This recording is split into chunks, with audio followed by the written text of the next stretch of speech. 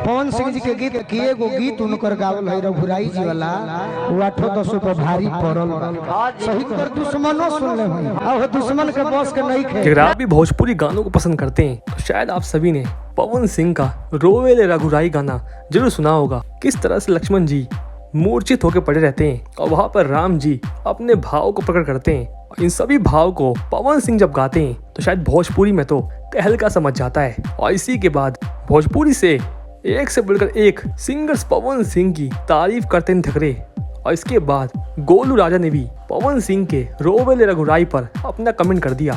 जो गोलू राजा ने बताया कि मार्केट में पवन सिंह के कई गाने आते हैं और सारे गाने हिट होते हैं, लेकिन शायद इन दिनों पवन सिंह ने रोवेले रघुराई जो गाना गाया वो दिल को भी छूता है। और शायद कोई उनका दुश्मन भी हो वो भी इस गाने को सुनने से इनकार नहीं कर सकता। लेकिन नो डाउट गोलू राजा भोजपुरी में काफी सुरीले गाने गाते हैं और अपना आइडल भी वो पवन सिंह को ही मानते हैं। वैसे रोवेले रघुराई किस किस ने इस गाने को सुना है और किस किस को चाहता ये गाना है, कमेंट जरूर बताइएगा।